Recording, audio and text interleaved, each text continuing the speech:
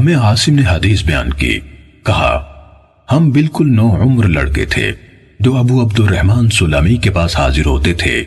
وہ ہم سے کہا کرتے تھے ابو احوص کے سوا دوسرے قصہ گوؤں یعنی واعظوں کی مجالس میں مت بیٹھو اور شقیق سے بچ کر رہو۔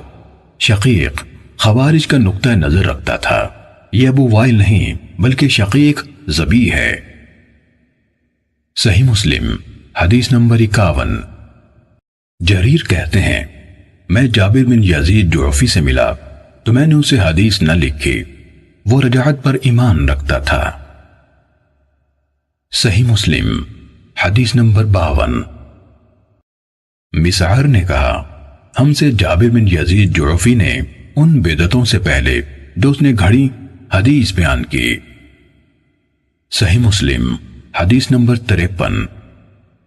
سفیان نے کہا جابر نے جس عقیدے کا اظہار کیا اس کے اظہار سے پہلے لوگ اس سے حدیث لیتے تھے، جب اس نے اس کا اظہار کر دیا تو لوگوں نے اسے اس کی بیان کردہ حدیث کے بارے میں مطعون کیا اور بعض نے اسے چھوڑ دیا۔ ان سے پوچھا گیا اس نے کس چیز کا اظہار کیا تھا؟ کہا رجعت پر ایمان کا۔ صحیح مسلم حدیث نمبر 54۔ جراح بن ملیک کہتے ہیں میں نے جابر بن یزید جعفی کو یہ کہتے سنا میرے پاس ابو جعفر یعنی محمد باقر بن علی بن حسین بن علی رضی اللہ عنہم کی 70,000 حدیثیں ہیں جو سب کی سب رسول اللہ صلی اللہ علیہ وآلہ وسلم سے روایت کی گئی ہیں۔ صحیح مسلم حدیث نمبر 55۔ زہیر کہتے ہیں جابر نے کہا یا میں نے جابر بن یزید کو یہ کہتے سنا بلا شبہ میرے پاس 50,000 حدیثیں ایسی ہیں جن میں سے میں نے کوئی حدیث بیان نہیں کی۔ پھر ایک دن اس نے ایک حدیث بیان کی اور کہا یہ ان 50,000 حدیثوں میں سے ایک ہے۔ صحیح مسلم حدیث نمبر 56۔ سلام بن ابی مطیع کہتے ہیں میں نے جابر جعفی کو یہ کہتے سنا میرے پاس رسول اللہ صلی اللہ علیہ وآلہ وسلم سے روایت کردہ 50,000 حدیث ہیں۔ صحیح مسلم حدیث نمبر 57۔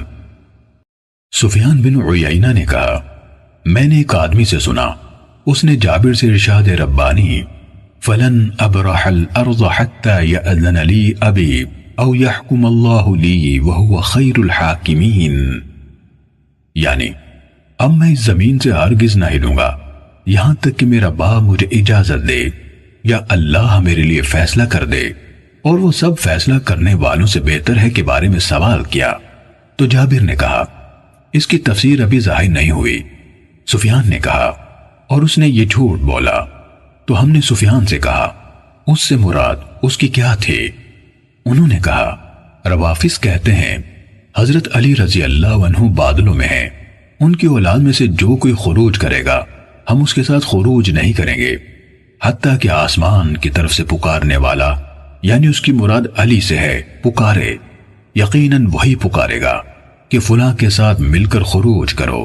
جابر کہتا تھا یہ اس آیت کی تفسیر ہے اور اس نے جھوٹ کہا یہ آیت حضرت یوسف علیہ السلام کے بھائیوں کے بارے میں نازل ہوئی تھی۔ صحیح مسلم حدیث نمبر 58۔ سفیان سے روایت ہے کہا میں نے جابر کو تقریباً 30,000 حدیث بیان کرتے ہوئے سنا ہے، میں ان میں سے ایک حدیث بیان کرنا بھی حلال نہیں سمجھتا چاہے اس کے بدلے میرے لیے اتنا اور اتنا ہو۔ امام مسلم نے کہا میں نے ابو غسان محمد بن عامر رازی سے سنا، کہا میں نے جریر بن عبد الحمید سے پوچھا، میں نے کہا یہ جو حارث بن حسیرہ ہے آپ اس سے ملے ہیں؟ کہا ہاں، لمبی خاموشی والا بوڑھا ہے، ایک بہت بڑی بات پر اصرار کرتا ہے۔ صحیح مسلم حدیث نمبر 59۔ عبد الرحمن بن مہدی نے حماد بن زید سے روایت کی، کہا ایوب نے ایک دن ایک شخص کا ذکر کیا اور کہا وہ کج زبان یعنی جھوٹا، تہمت تراش اور بد زبان تھا، اور دوسرے کا ذکر کیا تو کہا وہ رقم یعنی اشیاء پر لکھی ہوئی قیمت میں اضافہ کر دیتا تھا۔ صحیح مسلم حدیث نمبر 60۔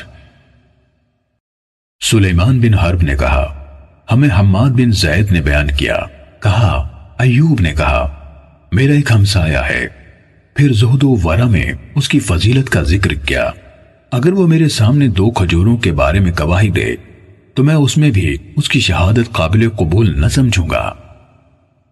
صحیح مسلم حدیث نمبر 61۔ معمر نے کہا میں نے ایوب کو کبھی کسی کی پیٹھ پیچھے اسے برا کہتے نہیں سنا سوائے عبد الکریم یعنی ابو امیہ کے، انہوں نے اس کا ذکر کیا تو کہا اللہ اس پر رحم کرے، غیر ثقہ ہے۔ اس نے مجھ سے اکریمہ سے روایت کی گئی ایک حدیث کے بارے میں سوال کیا، پھر لوگوں سے کہا میں نے اکریمہ سے سنا ہے۔ صحیح مسلم حدیث نمبر 62۔ عفان بن مسلم نے کہا حمام نے ہم سے بیان کیا، کہا ابو داؤد اعمہ ہمارے ہاں آیا اور یہ کہنا شروع کر دیا ہمیں برا رضی اللہ عنہ نے حدیث سنائی اور ہمیں زید بن ارقم رضی اللہ عنہ نے حدیث بیان کی۔ ہم نے یہ بات قتادہ کو بتائی، انہوں نے کہا اس نے جھوٹ بولا، اس نے ان سے نہیں سنا، وہ تو ایک منگتا تھا، انسانوں کی بے خونی کرنے والے طاعون کے دوران میں لوگوں کے سامنے ہاتھ پھیلاتا پھرتا تھا۔ صحیح مسلم حدیث نمبر 63۔ یزید بن ہارون نے کہا ہمیں حمام نے خبر دی کہ ابو داؤد اعمہ قتادہ کے ہاں آیا، جب وہ کھڑا ہوا اور چلا گیا تو لوگوں نے کہا اسے یہ الزام ہے کہ اس نے 18 بدری صحابہ سے ملاقات کی۔ اس پر قتادہ کہنے لگے طاعون کی وبا عام سے پہلے یہ ایک منگتا تھا، اس کا علم حدیث ایسی کسی چیز سے کوئی سروکار نہ تھا، وہ اس بارے میں بات تک نہ کرتا تھا۔ بخدا نہ حسن بصری نے کبھی کسی بدری سے بلا واسطہ حدیث ہمیں سنائی، نہ سعید بن مسیب نے ایک سعد بن مالک رضی اللہ عنہ کے سوا کسی اور بدری سے براہ راست سنی ہوئی کوئی حدیث سنائی۔ صحیح مسلم حدیث نمبر 64۔ جریر نے رقبہ بن مسقلہ بن عبداللہ عبدی کوفی رحمہ اللہ جو جلیل القدر تابعی ہیں ان سے روایت کی کہ ابو جعفر عبداللہ بن مسعود بن عون بن جعفر بن ابی طالب ہاشمی مدائنی حدیث گھڑا کرتا تھا، سچائی یا حکمت پر مبنی کلام پیش کرتا، وہ کلام رسول اللہ صلی اللہ علیہ وآلہ وسلم کے فرامین میں سے نہ ہوتا تھا، لیکن اسے وہ رسول اللہ صلی اللہ علیہ وسلم سے روایت کرتا تھا۔ صحیح مسلم حدیث نمبر 65۔ ابو داود طیالسی نے شعبہ سے، انہوں نے یونس بن عبید سے روایت کرتے ہوئے بیان کیا، یونس نے کہا عمر بن عبید یعنی معروف معتزلی جو پہلے حضرت حسن بصری کی مجلس میں حاضر رہا کرتا تھا، حدیث کی روایت میں جھوٹ بولا کرتا تھا۔ صحیح مسلم حدیث نمبر 66۔ معاذ بن معاذ کہتے ہیں میں نے عوف بن ابی جمیلہ سے کہا عمر بن عبید نے حضرت حسن بصری سے روایت کرتے ہوئے یہ حدیث سنائی، جس نے ہم پر ہتھیار اٹھایا تو وہ ہم میں سے نہیں۔ انہوں نے کہا بخدا عمر نے اس حدیث کی روایت حسن بصری کی طرف منسوب کرنے میں جھوٹ بولا، لیکن وہ چاہتا ہے کہ اس صحیح حدیث کو اپنی جھوٹی بات سے ملا دے۔ صحیح مسلم حدیث نمبر 67۔ عبید اللہ بن عمر قواریری نے کہا ہم سے حماد بن زید نے بیان کیا، کہا ایک آدمی تھا، وہ ایوب سختیانی کی علمی مجلس میں حاضری کا التزام کرتا تھا اور اس نے ان سے حدیث کا سماع کیا تھا۔ ایوب نے اسے غیر حاضر پا کر اس کے بارے میں پوچھا تو لوگوں نے بتایا جناب ابو بکر یعنی ایوب کی کنیت، وہ عمر بن عبید سے منسلک ہو گیا ہے۔ حماد نے کہا ایک دن میں ایوب کے ساتھ تھا، ہم صبح سویرے بازار کی طرف گئے تو اس آدمی نے ایوب کا استقبال کیا، ایوب نے اسے سلام کہا اور حال احوال پوچھا، پھر ایوب کہنے لگے مجھے یہ بات پہنچی ہے کہ تم اس آدمی کے ساتھ منسلک ہو گئے ہو۔ حماد نے کہا انہوں نے اس کا یعنی عمر کا نام لیا، وہ کہنے لگا ہاں جناب ابو بکر، وہ غرائب یعنی ایسی باتیں جنہیں کوئی نہیں جانتا ہمارے سامنے لاتا ہے۔ کہا ایوب اس سے کہنے لگے ہم انہی عجیب و غریب باتوں سے بھاگتے ہیں یا ڈرتے ہیں کہ یہ جھوٹی اور من گھڑت ہوتی ہیں۔ صحیح مسلم حدیث نمبر 68۔ سلیمان بن حرب نے کہا، ہم سے ابن زید یعنی حماد نے بیان کیا، کہا ایوب سے عرض کی گئی۔ عمر بن عبید نے حضرت حسن بصری سے روایت بیان کی ہے کہ انہوں نے کہا، جسے نبیذ یعنی شراب سے نشہ ہو جائے اسے کوڑے نہ مارے جائیں۔ تو انہوں نے یعنی ایوب سختیانی نے کہا، اس نے جھوٹ بولا، میں نے خود حسن سے سنا، وہ کہتے تھے جسے نبیذ سے نشہ ہو جائے اسے کوڑے مارے جائیں۔ صحیح مسلم حدیث نمبر 69۔ سلام بن ابی مطیع کہتے ہیں، جناب ایوب سختیانی کو یہ خبر پہنچی کہ میں عمر بن عبید کے ہاں درس میں جاتا ہوں، تو ایک دن وہ میرے پاس آئے اور کہا، تم نے غور کیا ایک ایسا آدمی آیا جس کے دین پر تمہیں اعتبار نہ ہو، تم اس کی حدیث پر کیسے اعتماد کرو گے؟ صحیح مسلم حدیث نمبر 70۔ سفیان نے بیان کیا، کہا میں نے ابو موسیٰ یعنی اسرائیل بن موسیٰ بصری نزیل ہند سے سنا، کہہ رہے تھے ہمیں عمر بن عبید نے بدعت کا شکار ہونے سے پہلے حدیث سنائی۔ صحیح مسلم حدیث نمبر 71۔ معاذ عنبری نے کہا، میں نے واسط کے قاضی ابو شیبہ کے بارے میں دریافت کرنے کے لیے شعبہ کی طرف لکھا، تو انہوں نے جواب میں میری طرف لکھ بھیجا، اس سے کوئی چیز روایت نہ کرو اور میرا خط پھاڑ دو۔ صحیح مسلم حدیث نمبر 72۔ عفان بن مسلم نے کہا، میں نے حماد بن سلمہ کو صالح مری کے واسطے سے ایک حدیث سنائی جو اس نے ثابت سے روایت کی، تو انہوں نے یعنی حماد نے کہا اس نے جھوٹ بولا۔ اسی طرح میں نے حمام کو صالح مری سے ایک حدیث سنائی، تو انہوں نے بھی کہا اس نے جھوٹ بولا۔ صحیح مسلم حدیث نمبر 73۔ ابو داود نے بیان کیا، کہا شعبہ نے مجھ سے کہا، جریر بن حازم کے پاس جاؤ اور اسے کہو تمہارے لیے حلال نہیں کہ تم حسن بن عمارہ سے حدیث روایت کرو، کیونکہ وہ جھوٹ بولتا ہے۔ ابو داود نے کہا، میں نے شعبہ سے عرض کی، وہ کیسے؟ تو انہوں نے کہا، اس نے ہمیں حکم سے روایت کردہ احادیث سنائی جن کی ہم نے اصل نہ پائی۔ کہا، میں نے عرض کی، کیا چیز روایت کی؟ کہا، میں نے حکم سے کہا، کیا رسول اللہ صلی اللہ علیہ وسلم نے شہدائے احد کی نماز جنازہ عطا فرمائی؟ تو انہوں نے جواب دیا، آپ نے ان کی نماز جنازہ نہیں پڑھی۔ جبکہ حسن بن عمارہ نے حکم ہی سے مقسم کے حوالے سے ابن عباس رضی اللہ عنہما سے یہ روایت بیان کی کہ نبی صلی اللہ علیہ وسلم نے ان کی نماز جنازہ پڑھی اور انہیں دفن کیا۔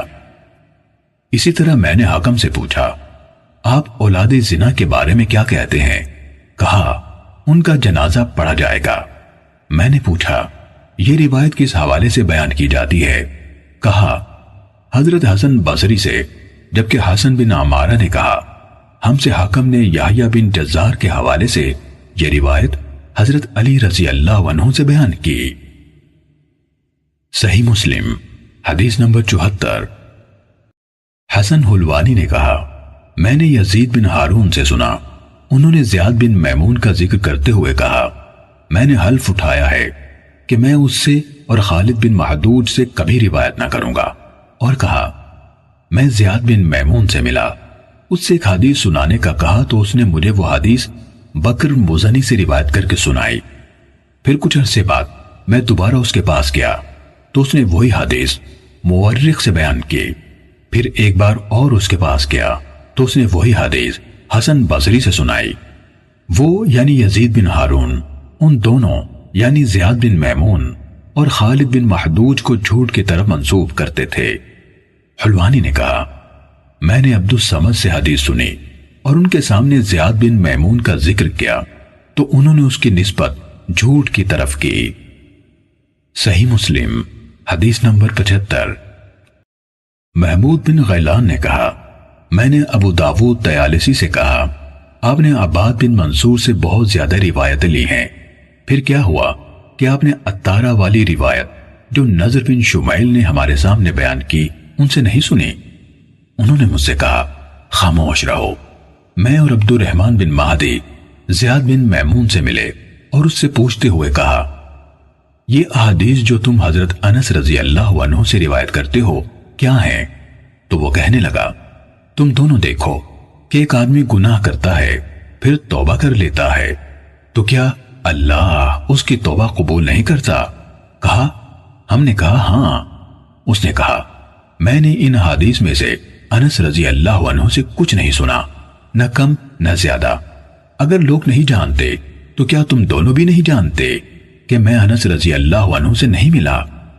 ابو داود نے کہا، پھر ہمیں یہ خبر پہنچی کہ وہ وہی روایتیں بیان کرتا ہے، تو میں اور عبد الرحمن اس کے پاس آئے تو وہ کہنے لگا، میں توبہ کرتا ہوں۔ پھر اس کے بعد بھی وہ وہی حدیثیں بیان کرتا تھا تو ہم نے اسے اس کے حال پر چھوڑ دیا۔ صحیح مسلم حدیث نمبر 76۔ حسن حلوانی نے بیان کیا، کہا، میں نے شبابہ سے سنا، کہا، عبد القدوس ہمارے سامنے حدیث بیان کرتا تھا اور کہتا تھا۔ سوید بن عقلہ شبابہ نے کہا، میں نے عبد القدوس سے سنا، کہتا تھا رسول اللہ صلی اللہ علیہ وسلم نے روح کو عرض بنانے سے منع فرمایا ہے۔ کہا، اس سے کہا گیا اس کا کیا مطلب ہے؟ تو اس نے کہا، مطلب یہ ہے کہ دیوار میں سوراخ رکھا جائے تاکہ اس میں ہوا داخل ہو۔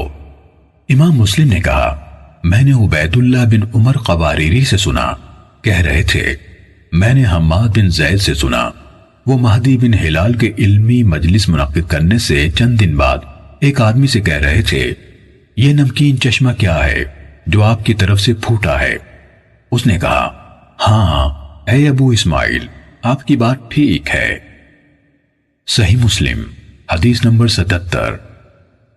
عفان نے کہا، میں نے ابو عوانہ سے سنا، کہا، مجھے حسن بصری سے کوئی حدیث نہ پہنچی مگر میں اسے ابان بن ابی عیاش کے پاس لے گیا تو اس نے اسے میرے سامنے پڑھا۔ صحیح مسلم حدیث نمبر 78۔ علی بن مسہر نے بیان کیا، کہا، میں نے اور حمزہ زیات نے ابان بن ابی عیاش سے تقریباً 1000 احادیث سنی۔ علی نے کہا، پھر کچھ عرصے بعد میں حمزہ سے ملا تو اس نے مجھے بتایا کہ اس نے خواب میں رسول اللہ صلی اللہ علیہ وآلہ وسلم کو دیکھا تو وہ احادیث جو ابان سے سنی تھی آپ کی خدمت میں پیش کی۔ آپ نے ان میں بہت معمولی حصے 5 یا 6 حدیثوں کے سوا کسی چیز کو نہ پہچانا۔ صحیح مسلم حدیث نمبر 79۔ زکریا بن عدی نے کہا، مجھ سے ابو اسحاق فزاری نے کہا، بقیہ سے وہی حدیث لکھو جو اس نے معروف لوگوں سے روایت کی ہے، وہ نہ لکھو جو اس نے غیر معروف لوگوں سے روایت کی ہے، اور اسماعیل بن عیاش سے جو اس نے معروف لوگوں سے روایت کی یا غیر معروف سے کچھ نہ لکھو۔ صحیح مسلم حدیث نمبر 80۔ اسحاق بن ابراہیم حنظلی نے بیان کیا، کہا، میں نے عبداللہ کے اصحاب یعنی شاگردوں میں سے ایک سے سنا، کہا، ابن مبارک نے فرمایا، بقیہ اچھا آدمی ہے اگر یہ نہ ہوتا کہ وہ ناموں کو کنیتوں سے بدل دیتا ہے اور کنیتوں کو ناموں سے۔ وہ ایک زمانے تک ہمیں ابو سعید وحازی سے روایتیں سناتا رہا، ہم نے اچھی طرح غور کیا تو وہ عبد القدوس نکلا۔ صحیح مسلم حدیث نمبر 81۔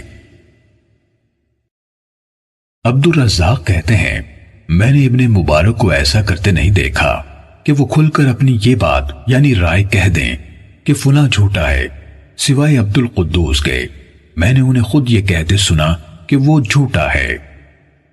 صحیح مسلم حدیث نمبر 82۔ عبداللہ بن عبد الرحمن دارمی نے مجھ سے بیان کیا، کہا، میں نے ابو نعیم سے سنا اور انہوں نے معلّہ بن عرفان کا ذکر کیا اور کہا، اس نے کہا، ہم سے ابو وائل نے بیان کیا، کہا، صفین میں ابن مسعود رضی اللہ عنہ ہمارے سامنے نکلے تو ابو نعیم نے کہا، ان کے بارے میں تمہاری رائے ہے کہ وہ موت کے بعد دوبارہ زندہ ہو گئے تھے۔ صحیح مسلم حدیث نمبر 83۔ عفان بن مسلم سے روایت ہے، کہا، ہم اسماعیل بن علیہ کے ہاں تھے تو ایک آدمی نے ایک دوسرے آدمی سے روایت بیان کی۔ میں نے کہا، وہ مضبوط یعنی ثقہ کا ہم پلہ نہیں، تو اس آدمی نے کہا تم نے اس کی غیبت کی ہے۔ اسماعیل کہنے لگے انہوں نے اس کی غیبت نہیں کی بلکہ حکم یعنی فیصلہ بیان کیا ہے، وہ ثبت نہیں ہے۔ صحیح مسلم حدیث نمبر 84۔ بشر بن عمر نے ہم سے بیان کیا، کہا میں نے امام مالک بن انس سے محمد بن عبد الرحمن کے بارے میں پوچھا جو سعید بن مسیب سے حدیث روایت کرتا ہے، تو انہوں نے کہا وہ ثقہ نہیں۔ میں نے مالک بن انس سے ابو حویرث کے بارے میں سوال کیا تو انہوں نے فرمایا وہ ثقہ نہیں۔ پھر میں نے ان سے اس شعبہ کے بارے میں سوال کیا جس سے ابن ابی ذئب روایت کرتے ہیں، تو فرمایا وہ ثقہ نہیں۔ میں نے ان سے صالح مولا توأمہ کے بارے میں سوال کیا تو کہا ثقہ نہیں۔ میں نے ان سے حرام بن عثمان کے بارے میں پوچھا تو فرمایا ثقہ نہیں۔ میں نے امام مالک سے ان پانچوں کے بارے میں پوچھا، انہوں نے فرمایا یہ سب حدیث کے بیان کرنے میں ثقہ نہیں۔ میں نے ان سے ایک اور شخص کے بارے میں پوچھا جس کا اب میں نام بھول گیا ہوں، تو انہوں نے کہا کیا تم نے میری کتابوں میں اس کا نام دیکھا ہے؟ میں نے عرض کی نہیں۔ فرمایا اگر ثقہ ہوتا تو تم اس کا ذکر میری کتابوں میں دیکھتے۔ صحیح مسلم حدیث نمبر 85۔ ہم سے حجاج نے بیان کیا، کہا ہم سے ابن ابی ذئب نے شرحبیل بن سعد کے حوالے سے حدیث بیان کی اور وہ متہم تھا۔ صحیح مسلم حدیث نمبر 86۔ ابو اسحاق طالقانی کہتے ہیں میں نے عبداللہ بن مبارک سے سنا، کہہ رہے تھے ایک وقت تھا اگر مجھے اختیار دیا جاتا کہ جنت میں داخل ہوں یا عبداللہ بن محرر سے ملوں تو میں اس کا انتخاب کرتا کہ پہلے میں اس سے مل لوں پھر جنت میں جاؤں گا۔ پھر جب میں نے اسے دیکھ لیا تو اس کے مقابلے میں ایک مینگنی بھی مجھے زیادہ محبوب تھی۔ صحیح مسلم حدیث نمبر 87۔ ولید بن صالح نے بیان کیا، کہا عبید اللہ بن عمرو نے کہا زید یعنی ابن ابی انیسہ نے کہا میرے بھائی یحییٰ بن انیسہ سے روایت نہ لو۔ صحیح مسلم حدیث نمبر 88۔ عبداللہ بن جعفر رقی نے عبید اللہ بن عمرو کے حوالے سے بیان کیا، کہا یحییٰ بن ابی انیسہ جھوٹا تھا۔ صحیح مسلم حدیث نمبر 89۔ حماد بن زید سے روایت ہے، کہا ایوب سختیانی کے سامنے فرقت کا ذکر کیا گیا تو انہوں نے کہا فرقت حدیث کی مہارت رکھنے والا نہیں۔ صحیح مسلم حدیث نمبر 90۔ مجھ سے عبد الرحمن بن بشر عبدی نے بیان کیا، کہا میں نے یحییٰ بن سعید قطان سے سنا جب ان کے سامنے محمد بن عبداللہ بن عبید بن عمیر لیثی کا ذکر کیا گیا تو انہوں نے اسے انتہائی ضعیف قرار دیا۔ امام یحییٰ سے کہا گیا ہاں، پھر کہا میں نہیں سمجھتا کہ کوئی ایک انسان بھی محمد بن عبداللہ بن عبید بن عمیر سے روایت کر سکتا ہے۔ صحیح مسلم حدیث نمبر 91۔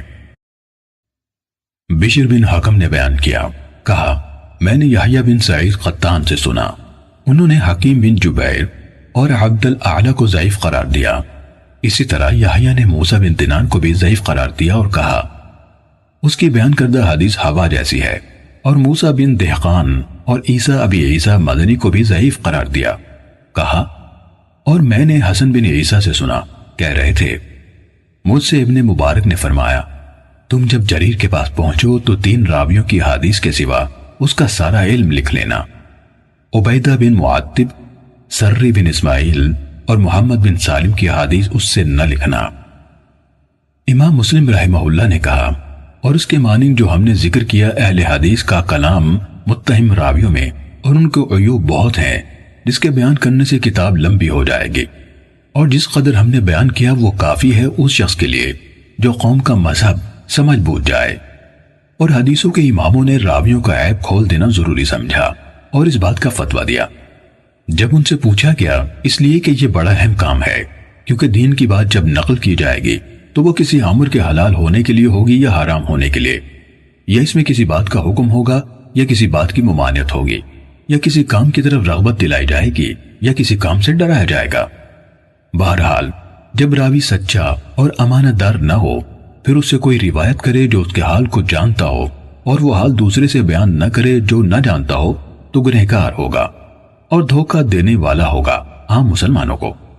اس لیے کہ بعض لوگ ان حدیثوں کو سنیں گے اور ان سب پر یا بعض پر عمل کریں گے، اور شاید وہ سب یا ان میں سے اکثر جھوٹی ہوں، اور بعض نسخوں میں یہ ہے کہ ان میں کم یا بہت جھوٹی ہوں جن کی اصل نہ ہو، حالانکہ صحیح حدیثیں ثقہ لوگوں کی اور جن کی روایت پر قناعت ہو سکتی ہے کیا کم ہے کہ بے اعتبار، اور جن کی روایت پر قناعت نہیں ہو سکتی ان کی روایتوں کی احتیاج پڑے۔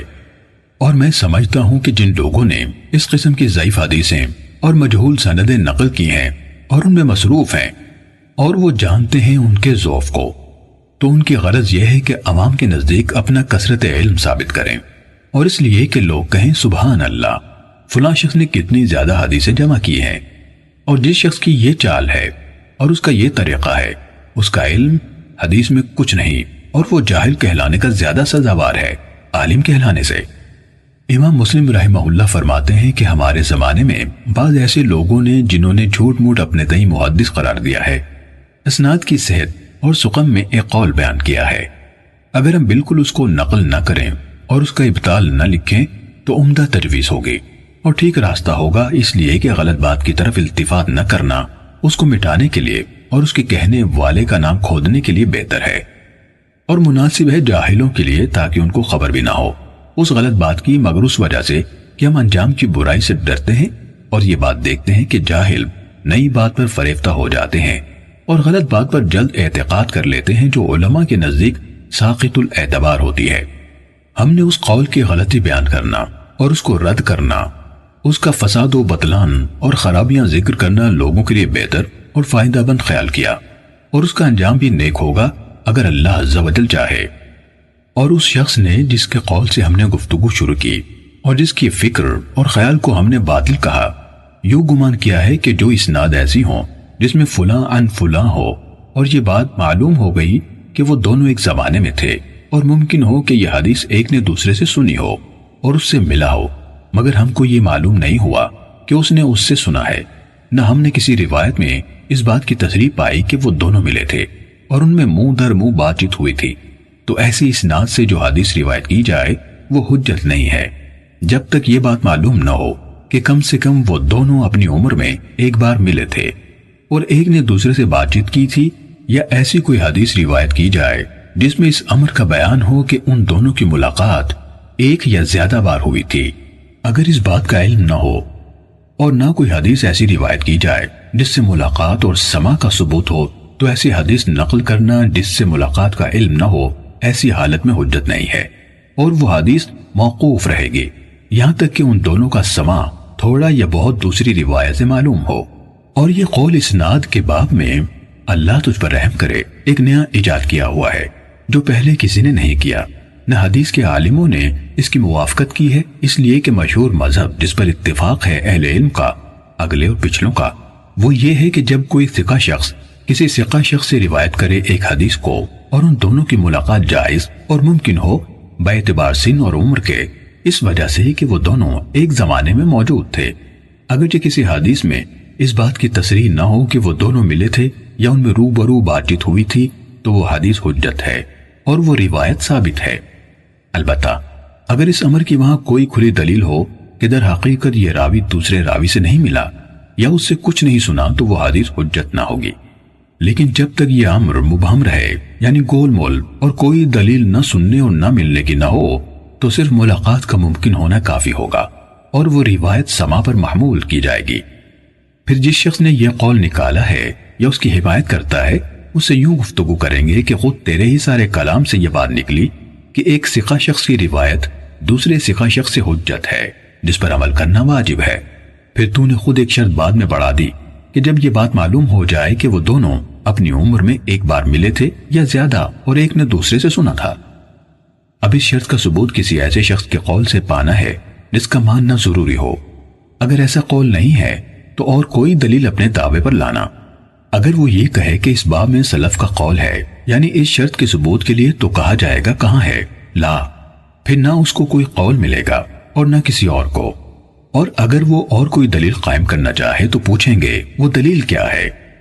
پھر اگر وہ شخص یہ کہے میں نے یہ مذہب اس لیے اختیار کیا ہے کہ میں نے حدیث کے تمام اگلے اور پچھلے راویوں کو دیکھا کہ ایک دوسرے سے حدیث روایت کرتے ہیں، حالانکہ اس ایک نے دوسرے کو دیکھا ہے نہ اس سے سنا، تو جب میں نے دیکھا کہ انہوں نے جائز رکھا ہے مرسل کو روایت کرنا بغیر سما کے، اور مرسل روایت ہمارے اور علم والوں کے نزدیک حجت نہیں ہے، تو احتیاج پڑی مجھ کو راوی کے سما دیکھنے کی جس کو وہ روایت کرتا ہے دوسرے سے۔ پھر اگر مجھے کہیں ذرا بھی ثابت ہو گیا کہ اس نے سنا ہے دوسرے راوی سے، تو اس کی تمام روایتیں اس سے درست ہو گئیں۔ اگر بالکل مجھے معلوم نہ ہوا کہ اس نے اس سے سنا ہے تو میں روایت کو موقوف رکھوں گا، اور میرے نزدیک وہ روایت حجت نہ ہوگی، اس لیے کہ ممکن ہے اس کا مرسل ہونا، یعنی دلیل ہوئی مخالف کی۔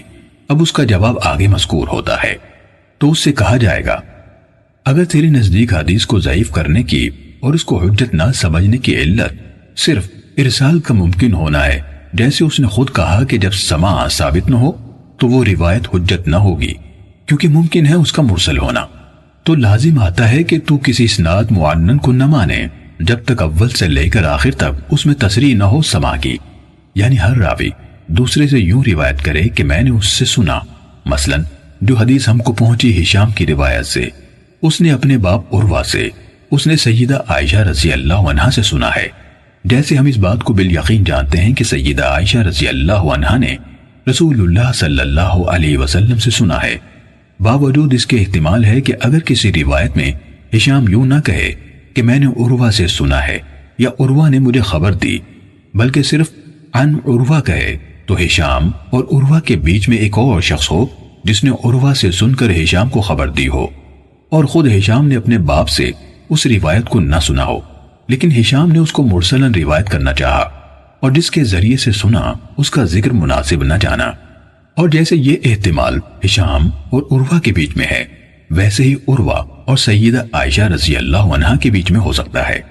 اسی طرح ہر ایک اسناد میں جس میں سماع کی تصریح نہیں، اگرچہ یہ بات معلوم ہو جائے کہ ایک نے دوسرے سے بہت سی روایتیں سنی ہیں، مگر یہ ہو سکتا ہے کہ بعض روایتیں اس سے نہ سنی ہوں بلکہ کسی اور کے ذریعے سے سن کر اس کو مرسلاً نقل کیا ہو، پر جس کے ذریعے سے سنا اس کا نام نہ لیا، اور کبھی اس اجماع کو رفع کرنے کے لیے اس کا نام بھی لے دیا اور ارسال کو ترک کیا۔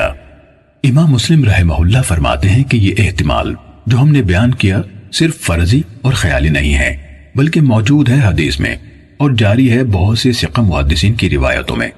ہم تھوڑی سی ایسی روایتیں بیان کرتے ہیں، اللہ چاہے تو ان سے دلیل پوری ہو جائے گی۔ بہت سی روایتوں پر پہلی روایت وہ ہے جو ایوب سختیانی اور ابن مبارک اور وکیع اور ابن نمیر اور ایک جماعت نے سوائے ان کے ہشام سے نقل کی۔ اس نے اپنے باپ عروہ سے، اس نے سیدہ عائشہ رضی اللہ عنہا سے کہ میں خوشبو لگاتی رسول اللہ صلی اللہ علیہ وسلم کے احرام کھولتے وقت اور احرام باندھتے وقت جو سب سے عمدہ مجھ کو ملتی۔ اسی روایت کو بیعینی ہی لیث بن سعد اور داؤد عطار اور حمید بن اسود اور وہیب بن خالد اور ابو اسامہ نے ہشام سے روایت کیا۔ ہشام نے کہا خبر دی مجھ کو عثمان بن عروہ نے، اس نے عروہ سے، اس نے سیدہ عائشہ رضی اللہ عنہا سے، انہوں نے نبی صلی اللہ علیہ وسلم سے۔ دوسری روایت ہشام کی ہے اپنے باپ عروہ سے، اس نے عائشہ رضی اللہ عنہا سے کہ رسول اللہ صلی اللہ علیہ وسلم جب اعتکاف میں ہوتے تو اپنا سر میری طرف جھکا دیتے، میں آپ کے سر میں کنگھی کر دیتی حالانکہ میں حائضہ ہوتی۔ اسی روایت کو بیعینی ہی امام مالک رحمہ اللہ نے زہری سے روایت کیا ہے، اس نے عروہ سے، اس نے امرہ سے، اس نے عائشہ رضی اللہ عنہا سے، انہوں نے رسول اللہ صلی اللہ علیہ وسلم سے۔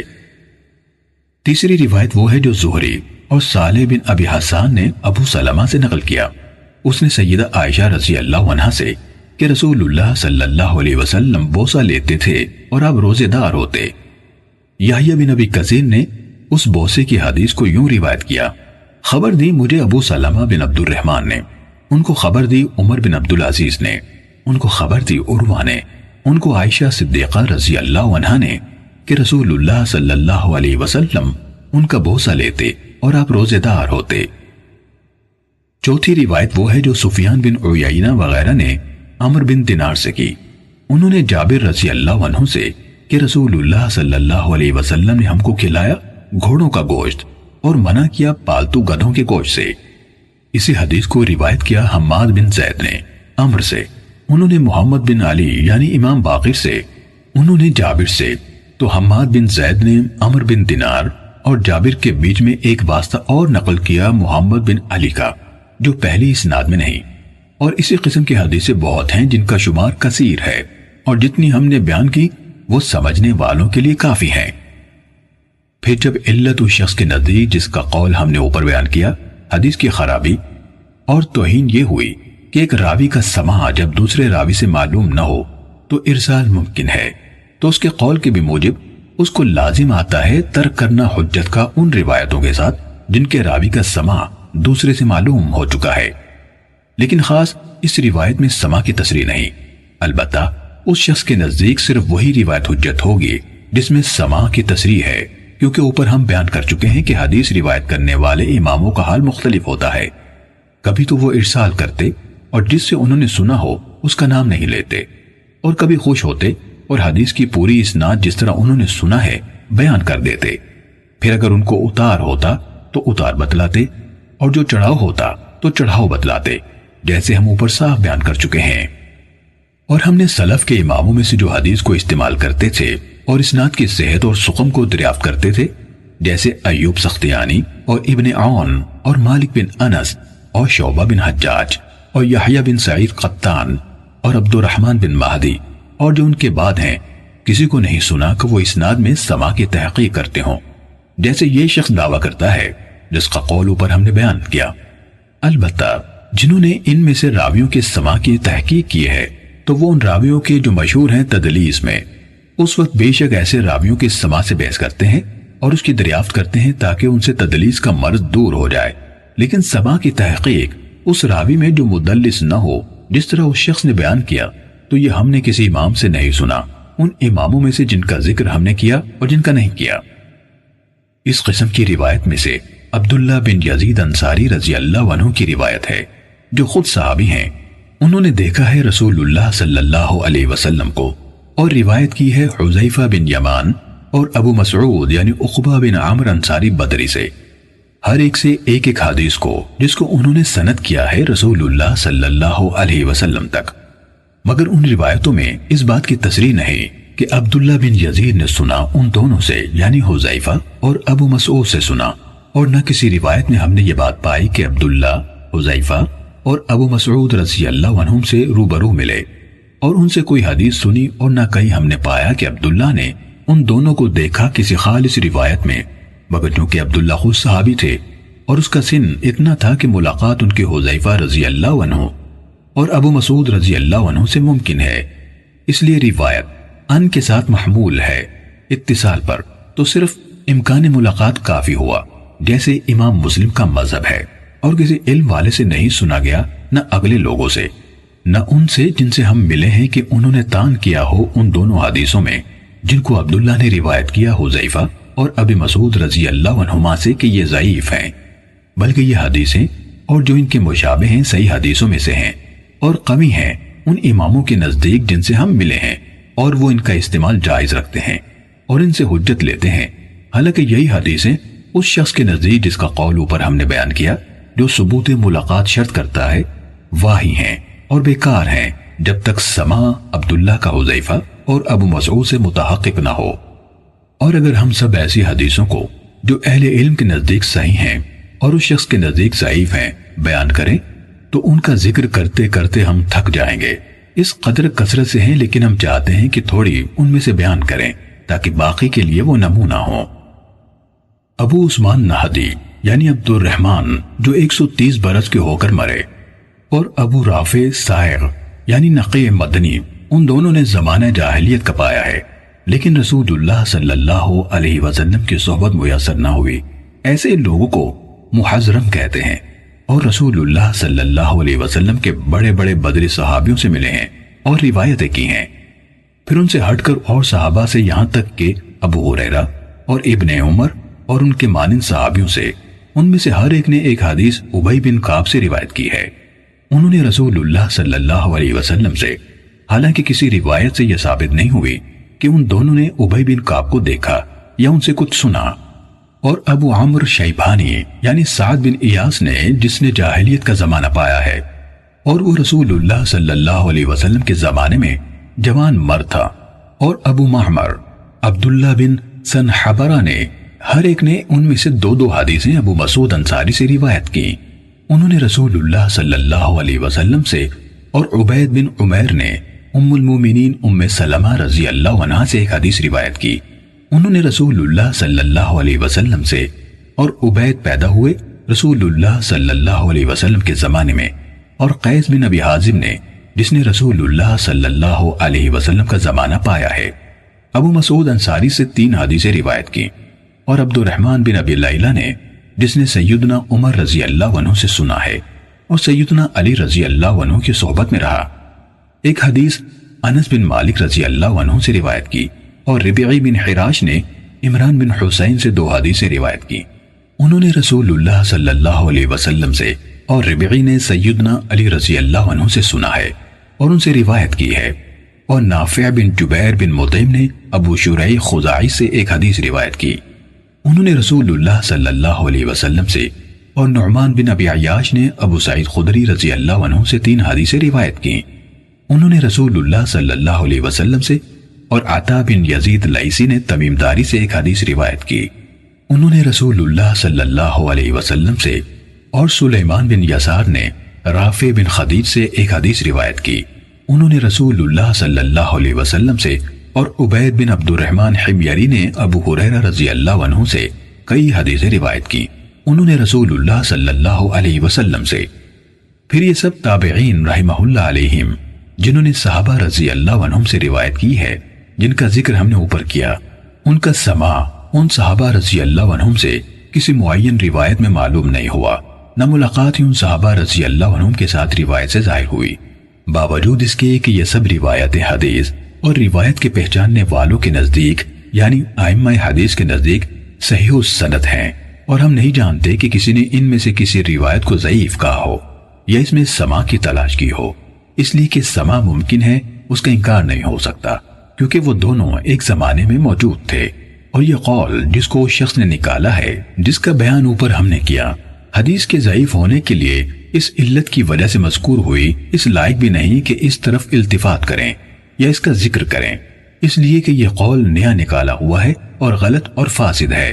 کوئی اہل علم سلف میں سے اس کا قائل نہیں ہوا، اور جو لوگ سلف کے بعد گزرے انہوں نے اس کا انکار کیا تو اس سے اس کے رد کرنے کی حاجت نہیں، جب اس قول کی اور اس کے کہنے والے کی یہ وقت ہے جیسے بیان ہوئی، اور اللہ مدد کرنے والا ہے اس بات کو رد کرنے کے لیے جو عالموں کے مذہب کے خلاف ہے اور اسی پر بھروسہ ہے۔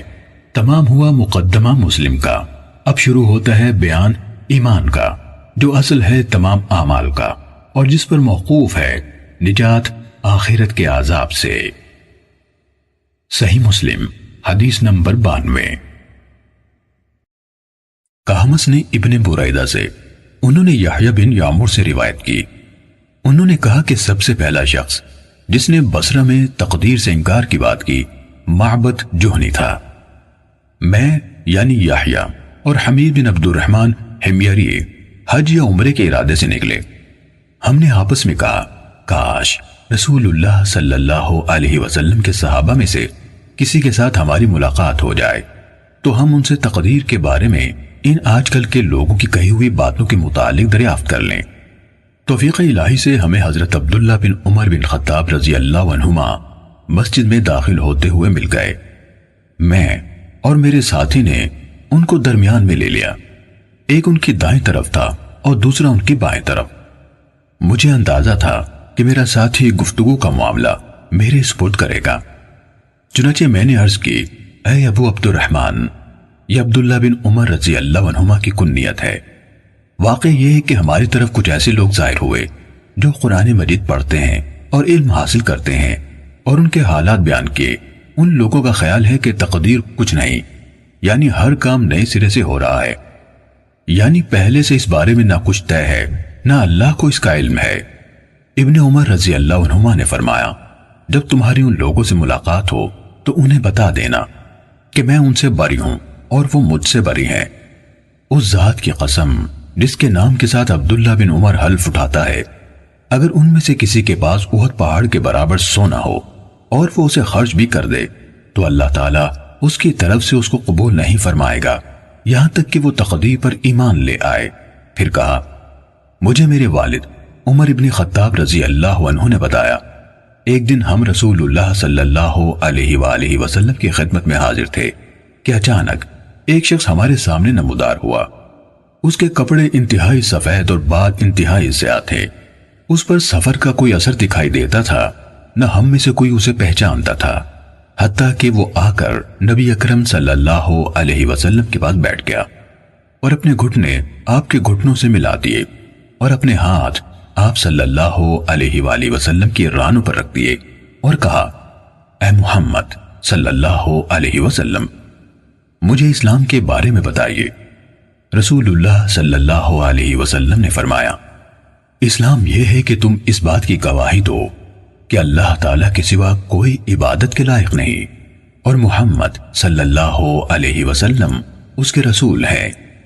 نماز کا اہتمام کرو، زکوٰۃ ادا کرو، رمضان کے روزے رکھو، اور اگر اللہ کے گھر تک راستہ طے کرنے کی استطاعت ہو تو اس کا حج کرو۔ اس نے کہا، آپ نے سچ فرمایا۔ حضرت عمر رضی اللہ عنہ نے کہا، ہمیں اس پر تعجب ہوا کہ آپ سے پوچھتا ہے اور خود ہی آپ کی تصدیق کرتا ہے۔ اس نے کہا، مجھے ایمان کے بارے میں بتائیے۔ آپ نے فرمایا، یہ کہ تم اللہ تعالیٰ، اس کے فرشتوں، اس کی کتابوں، اس کے رسولوں اور آخری دن یعنی یوم قیامت پر ایمان رکھو اور اچھی اور بری تقدیر پر بھی ایمان لاؤ۔ اس نے کہا، آپ نے درست فرمایا۔ پھر اس نے کہا، مجھے احسان کے بارے میں بتائیے۔ آپ نے فرمایا، یہ کہ تم اللہ تعالیٰ کی عبادت اس طرح کرو گویا تم اسے دیکھ رہے ہو، اور اگر تم اسے نہیں دیکھ رہے تو وہ تمہیں دیکھ رہا ہے۔ اس نے کہا، تو مجھے قیامت کے بارے میں بتائیے۔ آپ نے فرمایا، جس سے اس قیامت کے بارے میں سوال کیا جا رہا ہے وہ پوچھنے والے سے زیادہ نہیں جانتا۔ اس نے کہا، تو مجھے اس کی علامات بتا دیجئے۔ آپ نے فرمایا، علامات یہ ہیں کہ لونڈی اپنی مالکہ کو جنم دے، اور یہ کہ تم ننگے پاؤں، ننگے بدن، محتاج، بکریاں چرانے والوں کو دیکھو کہ وہ اونچی سے اونچی عمارتیں بنانے میں ایک دوسرے کے ساتھ مقابلہ کر رہے ہیں۔ حضرت عمر رضی اللہ عنہ نے کہا، پھر وہ سائل چلا گیا۔ میں کچھ دیر اسی عالم میں رہا، پھر آپ صلی اللہ علیہ وآلہ وسلم نے مجھ سے کہا، اے عمر، تمہیں معلوم ہے کہ پوچھنے والا کون تھا؟ میں نے عرض کی، اللہ اور اس کا رسول زیادہ آگاہ ہے۔ آپ صلی اللہ علیہ وآلہ وسلم نے فرمایا، وہ جبرائیل تھے، تمہارے پاس آئے تھے، تمہیں تمہارا دین سکھا رہے تھے۔ صحیح مسلم حدیث نمبر 93۔ کہمس کے بجائے مطر وراق نے عبداللہ بن بریدہ سے، انہوں نے یحییٰ بن یعمر سے نقل کیا کہ جب معبد جہنی نے تقدیر کے بارے میں وہ سب کہا جو کہا تو ہم نے اسے سخت ناپسند کیا۔ یحییٰ نے کہا، میں اور حمید بن عبد الرحمن حمیری نے حج کیا۔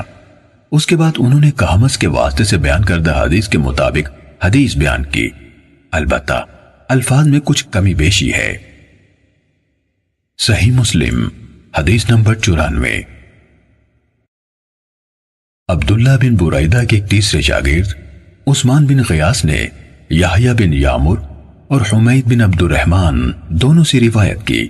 دونوں نے کہا، ہم عبداللہ بن عمر رضی اللہ عنہما سے ملے اور ہم سے تقدیر کی بات کی، اور وہ لوگ یعنی منکرین تقدیر جو کچھ کہتے ہیں اس کا ذکر کیا۔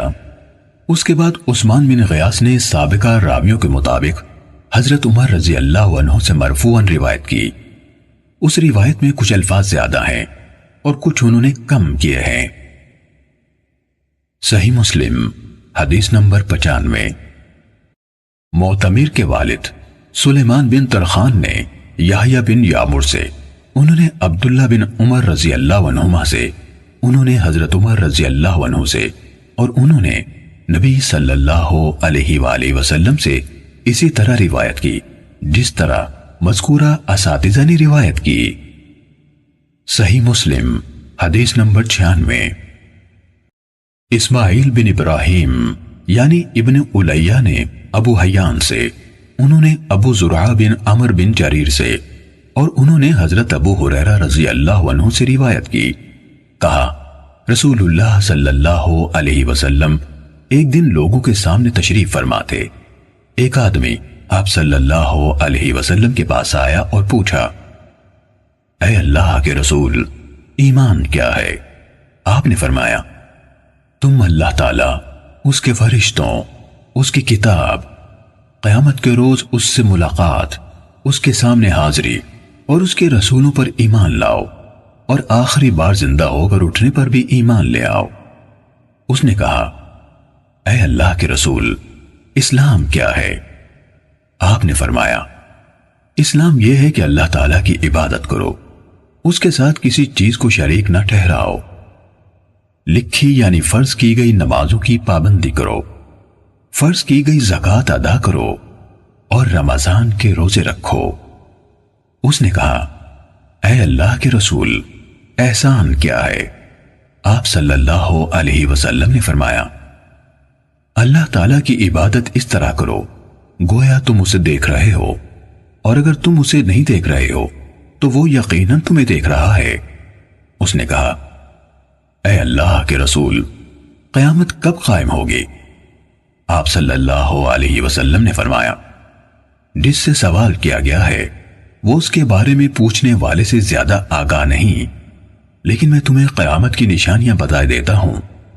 جب لونڈی اپنا مالک جنے گی تو یہ اس کی نشانیوں میں سے ہے، اور جب ننگے بدن اور ننگے پاؤں والے لوگوں کے سردار بن جائیں گے تو یہ اس کی نشانیوں میں سے ہے، اور جب بھیڑ بکریاں چرانے والے اونچی اونچی عمارتیں بنانے میں ایک دوسرے سے مقابلہ کریں گے تو یہ اس کی علامات میں سے ہے۔ قیامت کے وقت کا علم ان 5 چیزوں میں سے ہے جنہیں اللہ تعالیٰ کے سوا کوئی نہیں جانتا ہے۔ پھر آپ صلی اللہ علیہ وسلم نے یہ آیت پڑھی، بے شک اللہ تعالیٰ ہی کے پاس قیامت کا علم ہے، وہی بارش برساتا ہے، اور وہی جانتا ہے کہ ارحام یعنی ماؤں کے پیٹوں میں کیا ہے۔ کوئی ذی روح نہیں جانتا کہ وہ کل کیا کرے گا، نہ کسی متنفس کو یہ معلوم ہے کہ وہ زمین کے کس حصے میں فوت ہوگا۔ بلا شبہ اللہ تعالیٰ علم والا خبردار ہے۔ حضرت ابو ہریرہ رضی اللہ عنہ نے کہا، پھر وہ آدمی واپس چلا گیا تو رسول اللہ صلی اللہ علیہ وسلم نے فرمایا، اس آدمی کو میرے پاس واپس لاؤ۔ صحابہ کرام رضی اللہ عنہم اسے واپس لانے کے لیے بھاگ دوڑ کرنے لگے تو انہیں کچھ نظر نہ آیا۔ رسول اللہ صلی اللہ علیہ وسلم نے فرمایا، یہی جبرائیل علیہ السلام تھے جو لوگوں کو ان کا دین سکھانے آئے تھے۔ صحیح مسلم حدیث نمبر 97۔ ابن الیہ کے بجائے محمد بن بشر نے کہا، ہمیں ابو حیان نے سابقہ سند سے وہی حدیث بیان کی، البتہ ان کی روایت میں اذا ولدت الامۃ بعلہا یعنی جب لونڈی اپنا مالک جنے گی، رب کی جگہ بال یعنی مالک کے الفاظ ہیں، امتو سے مملوکہ لونڈیاں مراد ہیں۔ صحیح مسلم حدیث نمبر 98۔ حضرت ابو ہریرہ رضی اللہ عنہ سے روایت ہے کہ رسول اللہ صلی اللہ علیہ وآلہ وسلم نے فرمایا، مجھ سے دین کے بارے میں پوچھ لو۔ صحابہ کرام رضی اللہ عنہم آپ صلی اللہ علیہ وسلم سے اتنے مرعوب ہوئے کہ سوال نہ کر سکے۔ تب ایک آدمی آیا اور آپ صلی اللہ علیہ وسلم کے دونوں گھٹنوں کے قریب بیٹھ گیا، پھر کہنے لگا، اے اللہ کے رسول، اسلام کیا ہے؟ آپ نے فرمایا، تم اللہ تعالیٰ کے ساتھ کسی کو شریک نہ ٹھہراؤ، نماز کا اہتمام کرو، زکوٰۃ ادا کرو، اور رمضان کے روزے رکھو۔ اس نے کہا، آپ نے سچ فرمایا۔ پھر پوچھا، اے اللہ کے رسول، ایمان کیا ہے؟ آپ صلی اللہ علیہ وسلم نے فرمایا، یہ کہ تم اللہ، اس کے فرشتوں، اس کی کتاب، قیامت کے روز اس سے ملاقات اور اس کے رسولوں پر ایمان لاؤ، مرنے کے بعد اٹھنے پر ایمان لاؤ، اور ہر امر کی تقدیر پر ایمان لاؤ۔ اس نے کہا، آپ نے درست فرمایا۔ پھر کہنے لگا، اے اللہ کے رسول، احسان کیا ہے؟ آپ صلی اللہ علیہ وسلم نے فرمایا، تم اللہ تعالیٰ سے اس طرح ڈرو گویا تم اسے دیکھ رہے ہو، پھر اگر تم اسے نہیں دیکھ رہے تو وہ یقیناً تمہیں دیکھ رہا ہے۔ اس نے کہا، آپ نے صحیح فرمایا۔ پھر پوچھا، اے اللہ کے رسول، قیامت کب قائم ہوگی؟ آپ صلی اللہ علیہ وسلم نے جواب دیا، جس سے قیامت کے بارے میں پوچھا جا رہا ہے وہ پوچھنے والے سے زیادہ نہیں جانتا۔ میں تمہیں اس کی علامات بتائے دیتا ہوں۔ جب دیکھو کہ عورت اپنے آقا کو جنم دیتی ہے تو یہ اس کی نشانیوں میں سے ہے، اور جب دیکھو کہ ننگے پاؤں اور ننگے بدن والے، گونگے اور بہرے زمین کے بادشاہ ہیں تو یہ اس کی علامات میں سے ہے، اور جب دیکھو کہ بھیڑ بکریوں کے چرواہے اونچی سے اونچی عمارات بنانے میں باہم مقابلہ کر رہے ہیں تو یہ بھی اس کی نشانیوں میں سے ہے۔ یہ یعنی قیامت کا وقوع غیب کی ان 5 چیزوں میں سے ہے جن کو اللہ تعالیٰ کے سوا کوئی نہیں جانتا۔ پھر آپ صلی اللہ علیہ وسلم نے یہ آیت پڑھی، بے شک اللہ تعالیٰ ہی کے پاس قیامت کا علم ہے، وہی بارش برساتا ہے اور وہی جانتا ہے کہ ارحام یعنی ماؤں کے پیٹوں میں کیا ہے، اور کوئی شخص نہیں جانتا کہ وہ آنے والے کل میں کیا کرے گا، اور کوئی شخص نہیں جانتا کہ وہ کہاں کس زمین میں فوت ہوگا۔ سورت کے آخر تک۔ حضرت ابو ہریرہ رضی اللہ عنہ نے کہا، پھر وہ آدمی کھڑا ہو گیا اور چلا گیا تو رسول اللہ صلی اللہ علیہ وسلم نے فرمایا، اسے میرے پاس واپس لاؤ۔ اسے تلاش کیا گیا تو وہ انہیں یعنی صحابہ کرام کو نہ ملا۔ رسول اللہ صلی اللہ علیہ وسلم نے فرمایا، یہ جبرائیل تھے، انہوں نے چاہا کہ تم نہیں پوچھ رہے تو تم دین سیکھ لو، انہوں نے آ کر تمہاری طرف سے سوال کیا۔ صحیح مسلم حدیث نمبر 99۔ مالک بن انس نے ابو سہیل سے اور انہوں نے اپنے والد سے روایت کی، انہوں نے حضرت طلحہ بن عبید اللہ رضی اللہ عنہ سے سنا، وہ کہہ رہے تھے کہ رسول اللہ صلی اللہ علیہ وسلم کے پاس اہل نجد میں سے ایک آدمی آیا، اس کے بال پراگندہ تھے، ہم اس کی ہلکی سی آواز سن رہے تھے لیکن جو کچھ وہ کہہ رہا تھا ہم اس کو سمجھ نہیں رہے تھے، حتیٰ کہ وہ رسول اللہ صلی اللہ علیہ وسلم کے قریب آ گیا۔ وہ آپ سے اسلام کے بارے میں پوچھ رہا تھا۔ رسول اللہ صلی اللہ علیہ وسلم نے فرمایا، دن اور رات میں 5 نمازیں فرض ہیں۔ اس نے پوچھا، کیا ان کے علاوہ اور نمازیں بھی میرے ذمے ہیں؟ آپ نے فرمایا، نہیں، الا یہ کہ تم نفلی نماز پڑھو اور ماہ رمضان کے روزے ہیں۔ اس نے پوچھا، کیا میرے ذمے اس کے علاوہ بھی روزے ہیں؟ فرمایا، نہیں، الا یہ کہ تم نفلی روزے رکھو۔ پھر رسول اللہ صلی اللہ علیہ وسلم نے اسے زکوٰۃ کے بارے میں بتایا تو اس نے سوال کیا، کیا میرے ذمے اس کے سوا بھی کچھ ہے؟ آپ صلی اللہ علیہ وسلم نے جواب دیا، نہیں، سوائے اس کے کہ تم اپنی مرضی سے نفلی صدقہ دو۔ حضرت طلحہ نے کہا، پھر وہ آدمی واپس ہوا تو کہہ رہا تھا، اللہ کی قسم، میں اس پر کوئی اضافہ کروں گا نہ اس میں کوئی کمی کروں گا۔ اس پر رسول اللہ صلی اللہ علیہ وسلم نے فرمایا، یہ فلاح پا گیا اگر اس نے سچ کر دکھایا۔ صحیح مسلم حدیث نمبر 100۔